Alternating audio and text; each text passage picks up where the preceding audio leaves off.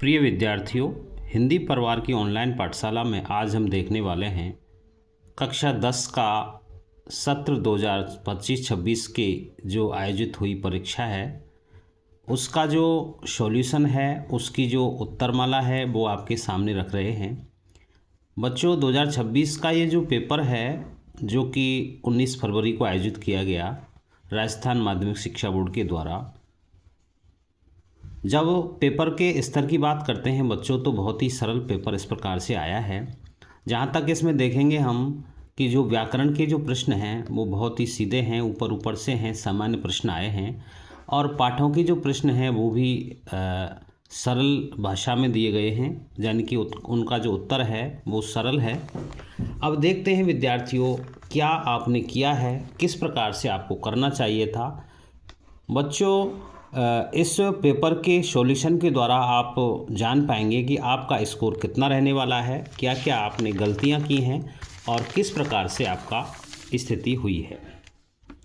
बच्चों, इसमें पहला जो प्रश्न है वो इस प्रकार से है, देखते शुरू करते हैं। बहुविकल्पी प्रश्न है जो संख्या में 12 हैं। ऐसे शब्द जिनके स्वरूप में लिंग, वचन, काल आदि के प्रभाव से कोई विकार नहीं होता उन्हें बच्चों कहते हैं अविकारी शब्द, यानी कि अव्यय शब्द। अविकारी इसको कह सकते हैं, इसका दूसरा नाम है अविकारी। तो अविकारी शब्द यानी कि अव्यय शब्द इसका उत्तर हुआ। दूसरा है निम्नलिखित में से समाचार शब्द में किस उपसर्ग का प्रयोग हुआ है। तो बच्चों यहाँ पर सम दे रखा है जिसमें हलंत लग रहा है और बिना हलंत वाला भी दिया हुआ है, लेकिन बच्चों इसमें सम उपसर्ग में नियम बनता है कि जब उसमें हलंत लगा हुआ है और आगे स्वर है, सम प्लस आचार, तो स्वर है तो यहाँ पर हलंत वाला आएगा, इसलिए इसका उत्तर होगा सम, हलंत वाला। तीसरा है मन्नू भंडारी का जन्म हुआ था, तो ये भानपुर में हुआ था। भानपुर कहाँ है? एमपी में है। प्रश्न से आपके पाठ से प्रश्न ये लिया गया है। चौथा है अकेले सफ़र का वक्त काटने के लिए नवाब साहब ने क्या खरीदे। तो सीधा सीधा उत्तर है खीरे खरीदे। चौथा है, पांचवा है नेताजी की मूर्ति किसकी बनी हुई थी। तो संगमरमर की ये बनी हुई थी। छठा प्रश्न है गोपियों ने हारिल की लकड़ी किसे कहा है। तो हारिल की लकड़ी बच्चों कृष्ण को कहा है। और इससे संबंधित एक बड़ा प्रश्न भी आपके इस प्रश्न में पत्र में आया है, जिसे हम आगे देखेंगे। आगे देखते हैं बच्चों, सातवां जो प्रश्न है वो है दंतृत मुस्कान की मोहकता कब और बढ़ जाती है।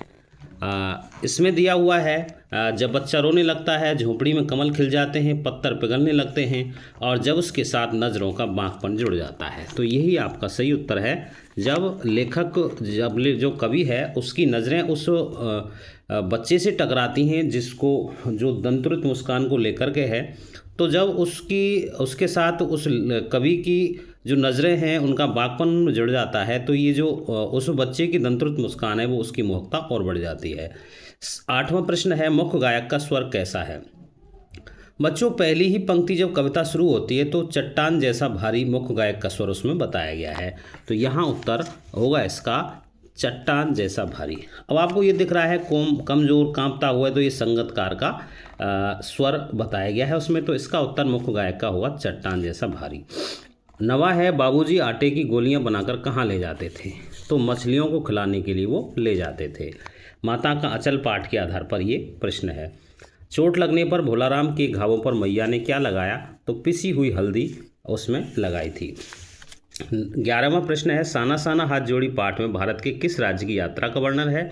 सीधा सीधा सिक्किम राज्य की यात्रा का वर्णन है, जिसमें गंगटोक यानी कि गंगटोक का वर्णन उसमें आया है। अब इस यात्रा वृत्तांत में बच्चों इससे संबंधित आपका बड़ा प्रश्न भी इसमें आया है। देखिए, अज्ञे ने हिरोशिमा पर कविता लिखी, तो ये विद्यार्थियों भारत लौटकर ट्रेन में बैठे बैठे ये कविता लिखी थी, यानी कि गाड़ी में बैठे बैठे ये कविता लिखी थी। तो ये थे बच्चों आपको जो प्रश्न हैं बहुविकल्पी प्रश्नों के अंतर्गत थे। अब देखते हैं बच्चों रिक्त स्थान की पूर्ति वाले जो प्रश्न हैं। तत्पुरुष समास में समास के भेद होते हैं। तो बच्चों इसमें तत्पुरुष समास के 6 भेद होते हैं। इसमें आपको लिखना था 6 भेद।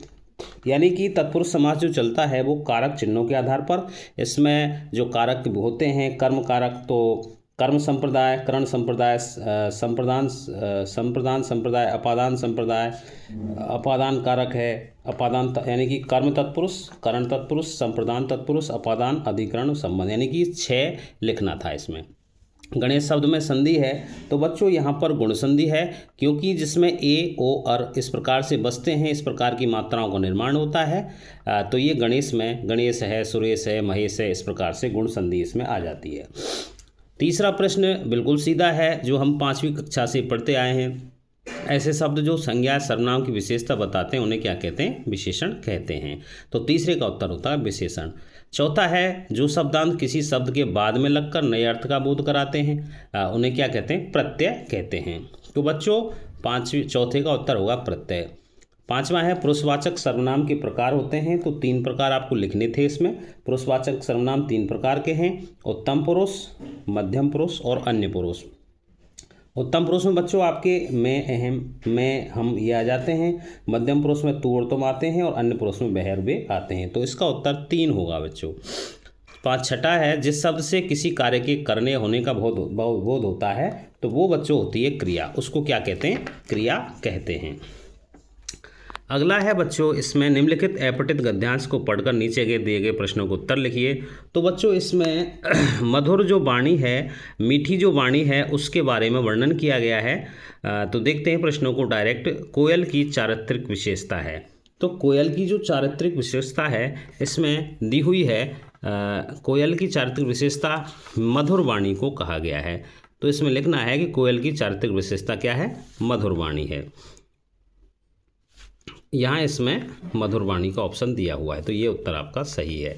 कटुभाषी को जीवन में किसका सामना करना पड़ता है? कठिनाइयों का सामना करना पड़ता है। आपकी जो विद्यार्थी जो अपठित गद्यांश से सीधे के सीधे आए हैं और एज इट आपकी पंक्तियों में इसके उत्तर छिपे हुए हैं, तो यहाँ कठिनाइयों का सामना उसको करना पड़ता है। ये आपकी इस पंक्ति में कटुभाषी जीवन व्यापार में कठिनाइयों का सामना पड़ता है, तो कठिनाइयों का इसमें उत्तर है। मीठी वाणी का श्रोता पर कैसा प्रभाव पड़ता है? तो मीठी वाणी का इसमें दिया हुआ है सकारात्मक प्रभाव पड़ता है, और जो कड़वी वाणी है उसका नकारात्मक प्रभाव पड़ता है। तो इसमें सकारात्मक उत्तर है, क्योंकि इसमें बच्चों दिया हुआ है इसमें डायरेक्ट ही सकारात्मक प्रभाव पड़ता है। इसमें ऐसा कैसा ही उत्तर आपका दिया हुआ है इस गद्यांश के अंतर्गत। उचित शीर्षक लिखना है इसका। उचित शीर्षक मधुर वाणी, मीठी वाणी, कुछ भी आप लिख सकते हैं इसमें। वाणी लिख सकते हैं इस प्रकार से, वाणी और व्यवहार लिख सकते हैं, मीठी वाणी, मधुर वाणी, कुछ भी इसका शीर्षक आप लिख सकते हैं। शीर्षक इतना शॉर्ट होना चाहिए। मीठी वाणी का संबंधों पर क्या प्रभाव पड़ता है? तो मीठी वाणियों पर संबंधों में क्या आती है? घनिष्ठता आती है, ऐसा इसमें आपके में दिया हुआ है। देखो, मीठी वाणी संबंधों में घनिष्ठता आती है। अगला है, व्यक्ति के व्यवहार की पहचान किससे होती है? व्यक्ति के व्यवहार की पहचान किससे होती है? वाणी से होती है। यहाँ पहली ही पंक्ति में इस प्रकार से दिया हुआ है, वाणी से ही हम व्यक्ति के व्यवहार की पहचान कर सकते हैं। अगला प्रश्न विद्यार्थियों आपको अपठित पद्यांश को लेकर के आया है, जिसमें बच्चों कहा गया है, ये जो कविता है मातृभूमि कविता से लिया गया है, और मैथिली शरण गुप्त जो कि राष्ट्रीय कवि हैं उनके द्वारा रचित ये मातृभूमि कविता का अंश है। तो इसमें मातृभूमि के अंतर्गत आने वाले स्थितियां हैं कि अंबर यानी कि आकाश कैसा लगता है, सूर्य चंद्र को किसकी वो उपमा दी गई है, किसके समान है, पूरे के पूरे हैं इसमें। तो देखिए प्रश्नों में बढ़ते हैं। कवि ने सर्वेश की सगुण मूर्ति किसे कहा है? तो विद्यार्थियों, सर्वेश की सगुण मूर्ति मातृभूमि को कहा गया है। तो मातृभूमि इसका उत्तर है। मातृभूमि का परिधान है, परिधान नीलांबर को कहा है। नीला जो अंबर है, नीला जो आकाश है, नीलांबर परिधान, ये आपको लिखना था। नदियाँ किसकी प्रतीक हैं? तो नदियाँ बच्चों यहाँ पर प्रेम की प्रतीक हैं, क्योंकि इसमें दिया हुआ है नदियाँ प्रेम प्रवाह है। तो प्रेम प्रवाह की प्रतीक है, यानी कि नदियाँ प्रेम की प्रतीक है। गद्यांश का उचित शीर्षक होगा मातृभूमि। कवि ने युग मुकुट किसे कहा है? युग मुकुट कहा गया है बेटा इसमें सूर्य चंद्र युग मुकुट, तो सूर्य और चंद्रमा को युग मुकुट कहा गया है। अगला है सुंदर वेश का अभिषेक कौन करता है? तो इसमें पयोद लेकर के आया है, पयोद यानी बादल है, तो पयोद करते अभिषेक पयोद हैं, तो बादल अभिषेक करते हैं, पयोद इसका अभिषेक करते हैं। तो ये विद्यार्थियों आपके इस तरह से अपठित गद्यांश और उपद्यांश को लेकर के आया था। अब आपके पठित गद्यांश नौबत खाने में इबादत वाला जो शहनाई वाला जो पाठ है उससे लिया गया है। इसमें सीधे सीधे प्रश्नों के उत्तर आपके इसमें मिल जाएंगे। वैसे आपने पाठ ही पढ़ चुके हैं तो कोई समस्या आपको आएगी नहीं इनमें। नए किसे बोलते हैं? तो विद्यार्थी इसमें आया है अरब देश में फूंक कर बजाए जाने वाले वाद्य जिसमें नाड़ी नरकट या रीड होती है उसको ही क्या करते हैं? नए कहते हैं। सीधा सीधा है इसमें। दूसरा है इसमें शहनाई को किसकी उपाधि दी जाती है? तो शहनाई को विद्यार्थी इसमें साहने या सुसर वाद्यों में शाह की उपाधि दी गई है। तो इसमें ये यहाँ से साहने सुसर वाद्यों में शाह की उपाधि, साहने या सुसर वाद्यों में शाह की उपाधि से दी गई है। इसका उत्तर है। तानसेन द्वारा रचित वंदिश में किन वाद्यों का वर्णन आया है? तो इसमें दिया हुआ है ये जो वाद्य हैं शहनाई, मुरली, वंशी, सरंगी, मोरचंग, इनका वर्णन इसमें आया है। अथवा के रूप में जो था एक बार कॉलेज से प्रिंसिपल का, तो इस प्रकार से प्रश्नों की ओर देखते हैं हम। प्रिंसिपल ने पत्र में क्या लिखा था? तो बच्चों इसमें सबसे पहले पत्र का ही उल्लेख है आपके इस पठित गद्यांश में कि प्रिंसिपल का पत्र आया कि पिताजी आकर मिलें और बताएं कि गतिविधियों के कारण मेरे खिलाफ अनुशासनात्मक कार्रवाई क्यों नहीं की जाए। अब बच्चों इसको बना करके लिखना था आपको। वैसे इतना लिख देंगे तो भी ठीक है, लेकिन आपको लिखना था कि पिताजी आकर मिलें और बताएं कि लेखिका यहाँ है कि मेरी की जगह पे आप भाई स्वयं को संबोधित नहीं कर रहे हैं, लेखिका को संबोधित किया जा रहा है। तो मेरी की जगह पे क्या लिख देंगे? लेखिका। पिताजी आकर मिलें और बताएं कि लेखिका की गतिविधियों के कारण उसके खिलाफ अनुशासनात्मक कार्रवाई की बात उसमें लिखी हुई थी। तो ये चीज़ें उसमें लिखी हुई थी। पिताजी के क्रोध से बचने के लिए लेखिका ने क्या किया? तो वो पड़ोस की एक मित्र के यहाँ घर जा कर के बैठ गई थी। देखिए यहाँ इसमें है पड़ोस की मित्र के घर यहाँ जा कर के बैठ गई, क्योंकि डांट फटकार उस पिताजी की नहीं पड़े। माँ से वो कह गई थी इस बात को। लेखिका ने माँ से क्या कहा? तो लेखिका ने माँ से कहा कि लौटकर बहुत कुछ गुबार निकल जाए तब उसे बुला लेना, कि जब पिताजी का गुस्सा शांत हो जाए, बहुत कुछ गुबार निकल जाए तब उसे बुला लेना। उसकी सहेली के यहाँ वो है। आगे देखते हैं बच्चों। बहुत ही सरल आपका पठित पद्यांश जो है रामचरितमानस से आपके उसमें दिया हुआ है तुलसीदास जी का। तो वहाँ देखते हैं सीधे सीधे हैं। शिव धनुष किसने तोड़ा? तो शिव धनुष श्री राम ने तोड़ा था। धनुष तोड़ने वाले को किसके समान बताया गया है? तो बच्चों यहाँ पर परशुराम के जो शत्रु हैं सहस्त्रबाहु, उसके समान उसे धनुष तोड़ने वाले को बताया गया है। परशुराम को क्रोध क्यों आया? तो सबसे पहले तो आपको ये लिखना चाहिए था कि राम के द्वारा जो शिव धनुष तोड़ा गया था, उस टूटे हुए जो धनुष है उसकी टंकार के कारण वो आए थे, तो उसी के धनुष तोड़ने पर उसे क्रोध आया था। बाकी इसमें क्रोध आने का कारण यहाँ पर आपकी जो ये पंक्तियाँ हैं उसमें इतना ही दिया है, लेकिन इसमें एक क्रोध आने का कारण ये भी था बाद में। पद्यांश के अनुसार तो यही है कि राम के द्वारा धनुष जो तोड़ा गया था उसे लेकर के क्रोध आया था परशुराम जी को, लेकिन बाद में लक्ष्मण की जो गर्भोक्तियाँ हैं उसको उससे किया गया जो वार्तालाप है उसके द्वारा भी वो दुखी हुए थे या क्रोधित हुए थे।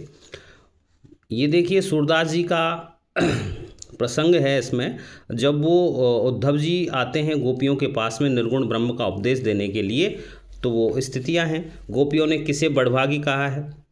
उद्धव तुम हो अति बड़भागी। तो उद्धव यानी कि उद्धव जो कृष्ण का मित्र था, जिसको घमंड था कि मैं निर्गुण ब्रह्म को अपना सकता हूँ, दूसरों के लिए प्रवचन इसमें दे सकता हूँ और गोपियों का जो मन है उसको मैं परिवर्तित कर सकता हूँ, जो निर्गुण ब्रह्म के प्रति आकृष्ट नहीं है, अभी सगुण ब्रह्म को मानती हैं, सगुण रूप को ईश्वर के वो मानती हैं, तो उद्धव इसमें आएगा। किसे बढ़वाए का उद्धव। पुर इन पात कहाँ रहता है? पुर इन पात यानी कि कमल के जो पत्र हैं वो कहाँ रहते हैं? जल भीतर। तो वो कहाँ रहते हैं?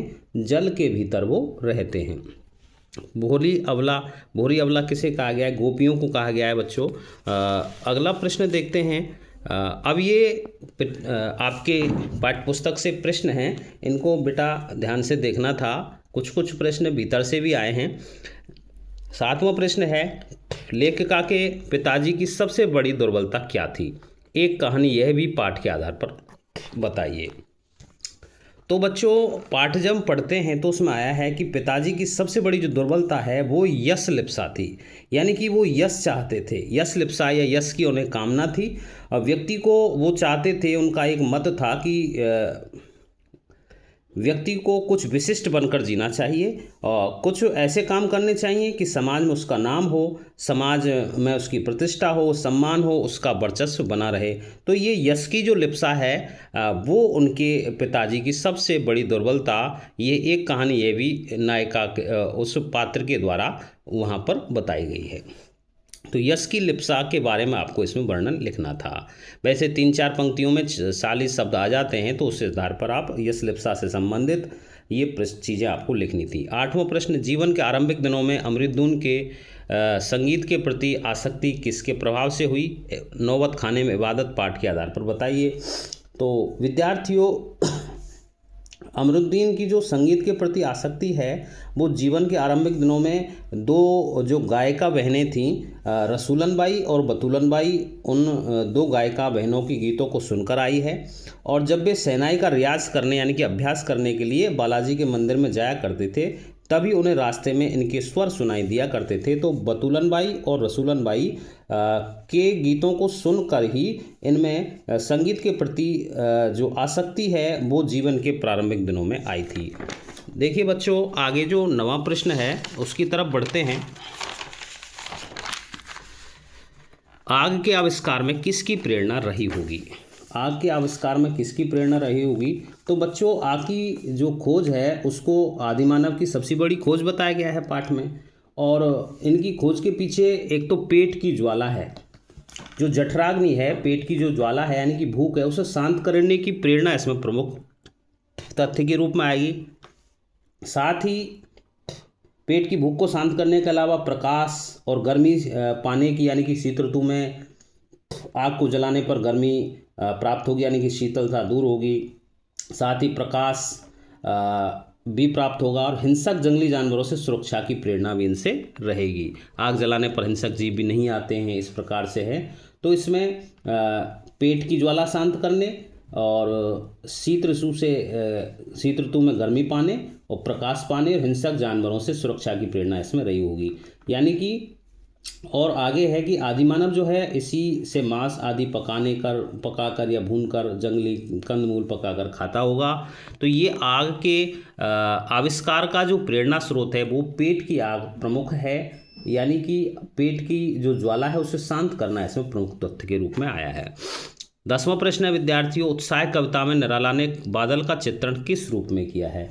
तो बच्चों उत्साह जो कविता है वो एक आह्वान गीत है और उसमें बादल का चित्रण किया गया है लेखक कवि के द्वारा कि बादल क्रांति का प्रतीक है, यानी कि छायावादी शैली की एक कविता है।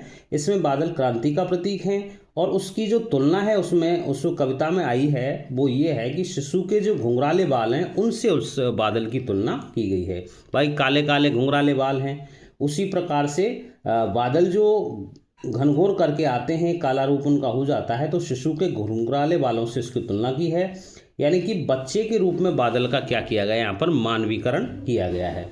यानी कि बादल के माध्यम से नवयुवकों को उत्साह का वर्णन यहाँ पर किया गया है। या में आगे जो होगा बादल को संसार को क्या बताया गया, नव प्रेरणा व नव जीवन प्रदान करने में सामाजिक क्रांति का प्रतीक बताया गया है।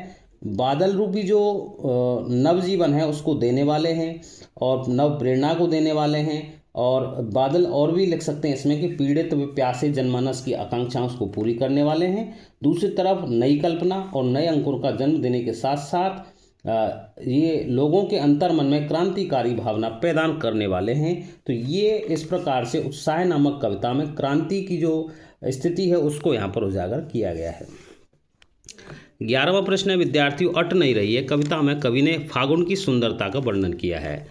किन संदर्भों में वर्णन किया है? तो इसमें यह है विद्यार्थियों की जो ऋतुरास जो वसंत है उसके आगमन से जो अलौकिक स्थिति बनती है, सौंदर्य बनता है, उस समय ये होता है कि प्रकृति में चारों ओर सुंदर फूल फल खिलते हैं और जो भीनी भीनी खुशबू उनकी आती है उनसे आंगन पूरा भर जाता है। चारों तरफ हरियाली छा जाती है, रंग बिरंगी तितलियाँ, भौरों का गुंजार, लाल हरे फूल पत्तों की सुंदरता, ये प्रकृति को नई दुल्हन के समान सज्जित करती हैं। यानी कि प्रकृति ऐसी लगती है मानो वो नई दुल्हन के समान हो जिस पर से आंख हटाना मुश्किल हो जाता है। जब भी तो कहा है लेखक ने, अट नहीं रही है, हट नहीं रही है, यानी कि नज़र उसकी इस सौंदर्य को देखने के कारण हट भी नहीं पाती है। 12वां प्रश्न है, संगतकार कविता में कवि ने किसकी भूमिका का महत्व बताया है? तो बच्चों संगतकार जो कविता है उसमें मुख्य गायक का साथ देने वाला जो संगतकार है, जो साज के साथ साथ उसका सहयोग करता है मुख्य गायक का, तो उस व्यक्ति यानी कि संगतकार की भूमिका का महत्व है। और बच्चों इसमें उन महान और सफल व्यक्तियों के महत्वपूर्ण योगदान को दर्शाया गया है जो पर्दे के पीछे रहते हैं, वो सामने नहीं आते। ये लोग महत्वपूर्ण योगदान तो देते हैं परंतु ये लोगों की निगाह में नहीं आ पाते हैं और सफलता के श्रेय से वंचित रह जाते हैं। यानी कि इसमें मुख्य गायक के साथ जो सहायक होते हैं, यानी कि जिन्हें क्या कहा गया, संगतकार कहा गया, उनकी भूमिका को दर्शाया गया है। ये संगतकार जो है अपने स्वर व स्वाज के माध्यम से मुख्य गायक की स्वर लहरी में संतुलन बनाए रखते हैं और उसे भटकने तक नहीं देते हैं। अगला प्रश्न बच्चों 13वां प्रश्न है, गैंगटॉक का असली नाम क्या है और उसका अर्थ क्या है? साना साना हाथ जोड़ी पाठ के आधार पर लिखना है। तो बच्चों इसमें दो चीज़ लिखनी है, एक तो गैंगटॉक का असली नाम और उसका अर्थ। तो बच्चों इसका असली नाम गंगटोक बताया गया है और इसका गंगटोक बताया गया है और ये क्या है, सिक्किम की राजधानी है। और इसका जो अर्थ है बच्चों, गंगटोक का अर्थ होता है पहाड़। यानी कि गंगटोक जो है पहाड़ जो है, जो सिक्किम की राजधानी है, उसे बाद में मेहनतकश बादशाहों का शहर बताया गया है जिसका सब कुछ सुंदर है, सुबह भी सुंदर, शाम भी सुंदर, रात भी सुंदर। और ये इतिहास और वर्तमान की संधि स्थल पर खड़ा हुआ शहर है। तो इसमें आपको गंगटोक लिखना था असली नाम और अर्थ लिखना था पहाड़, और कुछ विशेषताओं का उल्लेख भी आप उस प्रश्न के वर्णन के रूप में लिख सकते थे। 14वां प्रश्न है, भोलानाथ और उसके साथी कौन कौन से खेल खेलते थे? माता का आंचल पाठ के आधार पर उत्तर दीजिए। तो बच्चों यहाँ पर परिवेश आधारित खेल खेले जाते थे। जो ग्रामीण अंचल में जो खेल मुख्य भूमिका निभाते थे उनमें जैसे मिठाई की दुकान खोलना, रसोई बनाना, घरौंदा बनाना, खेती करना, पेड़ की डालियों पर झूलना, कुश्ती लड़ना ऐसे ग्रामीण क्षेत्र में जो प्रचलित परिवेश आधारित खेल हैं वो इसमें आते हैं। 15वां प्रश्न है, आस्तीन का सांप होना है मुहावरे का अर्थ लिखिए। तो आस्तीन का सांप बच्चों विश्वासघाती मित्र को कहा गया है, कपटी मित्र को कहा गया है। जिस प्रकार से आस्तीन होती है, अपने जो शर्ट की आस्तीन होती है वो हमेशा साथ रहती है, लेकिन उसमें यदि सांप हो यानी कि जो मित्र साथ साथ रहता है लेकिन वो विश्वासघाती हो, ऐसा व्यक्ति क्या करता है, उसको साथ रहकर भी नुकसान पहुंचाता है। वो वाक्यों में प्रयोग ये कर सकते हैं। अर्थ तो लिखना था आपका विश्वासघाती मित्र या कपटी मित्र, और वाक्य प्रयोग ऐसे कर सकते हैं कि मेरे दोस्त ने मुझे धोखा दिया, वह तो आस्तीन का सांप निकला। 16वां प्रश्न है बच्चों, हवलदार साहब भावुक हैं, इतनी सी बात पर उसकी आंखें भर आईं। हवलदार साहब की आंखें क्यों भर आईं? नेताजी का चश्मा पाठ के आधार पर उत्तर दीजिए। तो बच्चों यहाँ इस पाठ का जो अंत है, अंत में इस पाठ के अंत में बताया गया है कि हवलदार साहब जो थे उनकी आंखें भरी हैं क्योंकि वो हर 15 दिन में उस जगह से गुजरते थे जहाँ पर नेताजी की मूर्ति लगी हुई थी संगमरमर की। तो जो एक दिन जब कैप्टन मर गया था तो चश्मा विहीन मूर्ति को देखकर गांव के बच्चों के द्वारा जो बनाया गया सरकंडे का चश्मा देखा है उसने, हवलदार साहब ने, तो उस सरकंडे के चश्मे को देखकर हवलदार साहब द्रवित हो उठे और भावुक हो उठे।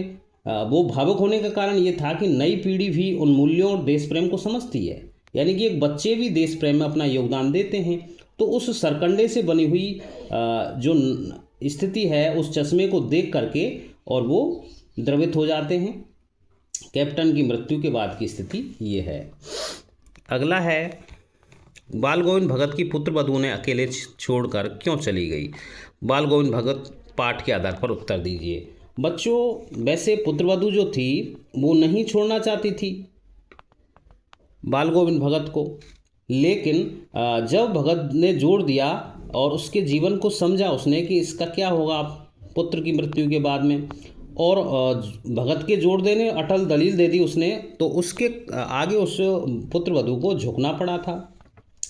वैसे पुत्रवधू बच्चों इसमें लिखना था आपको कि वे सेवा करने के उद्देश्य से रुकना चाहती थी वहीं पर कि आप जब बूढ़े हो जाओगे तो आपकी सेवा करूंगी, लेकिन भगत ने साफ कह दिया कि यदि वह नहीं गई तो वह स्वयं घर छोड़कर चले जाएंगे।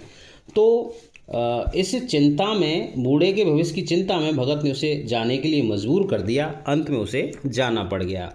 17 में प्रश्न को देखते हैं हम।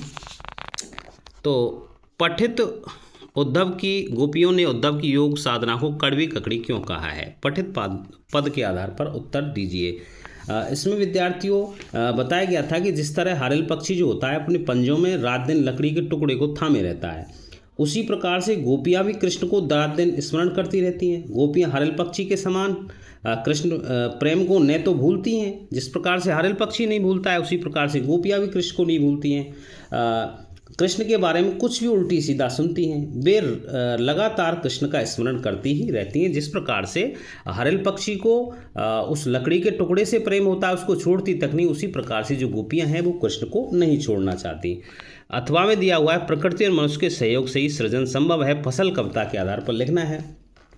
तो बच्चों, फसल कविता में बताया गया है कि नागार्जुन की जो फसल कविता है उसमें बताया गया है कि फसल प्राकृतिक तत्वों, जो प्राकृतिक तत्व हैं, और मानव श्रम, उसका जो संतुलित संयोग है उसका वो प्रतिफल है। इसमें बताया गया है कि फसल के उगने में और बढ़ने में सभी तत्वों का योगदान है, जिसमें किसान की प्रमुख भूमिका है, यानी कि मनुष्य की प्रमुख भूमिका है। इसमें दिया गया है कि नदियों का जादू पानी के रूप में है, यानी कि पानी भी आवश्यक है फसल की वृद्धि के लिए, उसके विकास के लिए, उसके उगने के लिए। मिट्टी है, सूर्य की किरणें यानी कि धूप है, तो पानी है, मिट्टी है, धूप है, हवा की थिरकन है, और सबसे प्रमुख है इसमें बच्चों मानव निर्मित, मानव मिश्रित परिश्रम, यानी कि मानव के हाथों का स्नेहिल प्रेम, यानी कि प्रेम से युक्त जो इसमें परिश्रम है वो जब मिल जाता है, यानी कि फसल का फलना फूलना किसान के श्रम की गरिमा और महिमा को इंगित करता है। तो यहाँ प्राकृतिक वस्तुओं के साथ साथ, प्राकृतिक तत्वों के साथ साथ मानव श्रम जब मिल जाता है, उसका जो संयोग है वो फसल कविता की वृद्धि में सहयोग देता है। 18वां प्रश्न है इसमें, उसमें बताया गया है पिताजी के खाना खिलाने के बाद भी मैया भोलानाथ को थोड़ा और खिलाने के लिए हट क्यों करती थी। तो माता का अचल जो पाठ है उसमें बताया गया है कि जब पिताजी से गोरस और भात खाने के बाद भी मैया को लगता कि बच्चे का पेट भरा नहीं है, तो उससे माँ कहती थी कि पुरुष बच्चों को खाना खिलाना जानते नहीं हैं। तब वह माँ क्या करती थी कि वो अलग अलग तोता, मैना, कबूतर, हंस, मोर आदि बनावटी जो नाम है उनका सहारा लेती थी, और ये कहती थी, ये कहते हुए खिलाती थी उस बच्चे को दोबारा से कि खा लो नहीं तो उड़ जाएंगे। तो लेखक उसे खुशी खुशी खाने लगता था। तो यहाँ पर विद्यार्थियों थोड़ा और खिलाने के लिए हट क्यों करती थी। तो उसके मन में एक मातृत्व था और ममता की भावना थी कि पुरुष खिला नहीं सकते पूरी तरह से, इसलिए वो इसमें बताया गया है।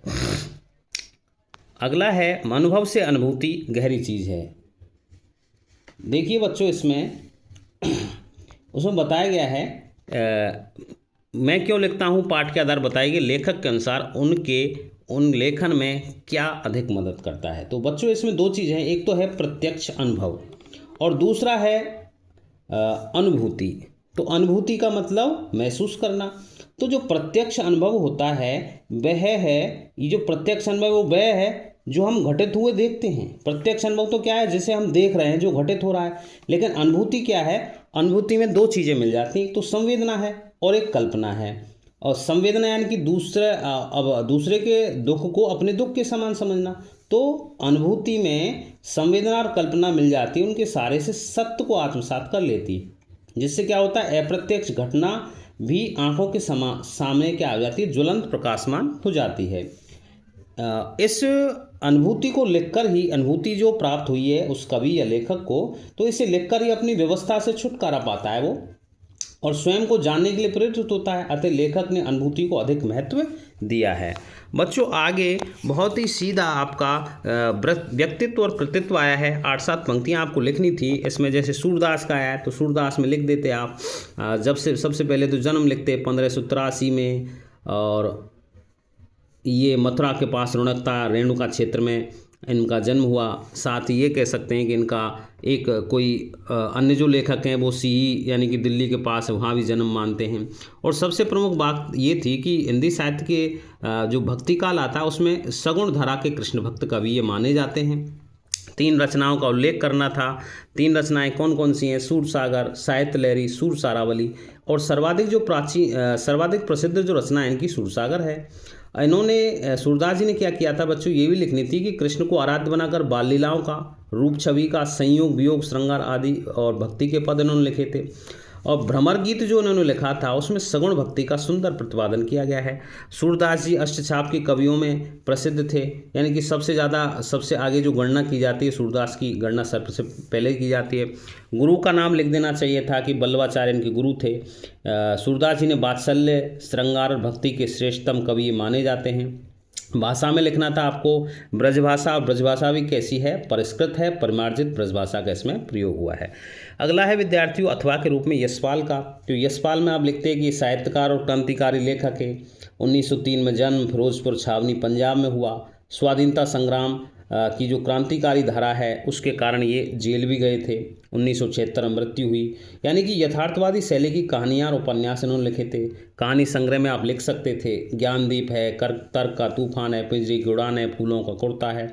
इसी प्रकार से उपन्यास में झूठा सच है, अमिता, दिव्या, कामरेड, यानी कि कामरेड श्रेणी के हैं जो पार्टी कामरेड, दादा कामरेड, और इस प्रकार से ये आपको लिखने थे। अगला है बच्चों, अब पेपर के 2 अंतिम जो आपके रह रहे हैं उनके अंतर्गत निबंध लिखना था। निबंध में आपको बहुत ही अच्छा स्थिति दी हुई है कि आपको रूपरेखा पहले से बनी हुई होती है। आपको पॉइंट दिए हुए हैं, पॉइंटों के आधार पर आपको वर्णन करना था। लगभग 30-35 पंक्तियों में ये आपको लिखना था। तो इस प्रकार से निबंध आपको एक से हटकर एक अच्छे निबंध थे जिसमें अपने विचारों की अभिव्यक्ति की जा सकती थी। जैसे आतंकवाद अंतर्राष्ट्रीय समस्या बनी हुई है। आए दिन विभिन्न देशों में इस आतंकवाद को लेकर के और स्थितियां बिगड़ गई हैं।